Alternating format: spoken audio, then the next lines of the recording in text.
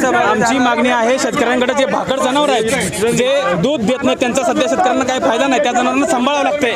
आज जर्सी गायचे जे खोंड असते वासरू असते त्याला सांभाळणं म्हणजे तो काही शेतीत काम करू शकत नाही बैल होऊन, त्यामुळं अशी जनावरं शेतकरी विकत असतो आणि शेतकऱ्यांनी विकल्यानंतर हे जे कुरेश समाजाचे लोक आहेत व्यापार करतात, असे लोक त्या जनावरांना त्या जर्सी गायच्या खोंडाला वासराला घेऊन जात असताना हे काही तथाकथित गोरक्षक या जनावरांना अडवतात, त्यांना जनावरे जप्त करतात आणि त्यांच्यावर गुन्हे दाखल करण्याचा प्रचार करतात।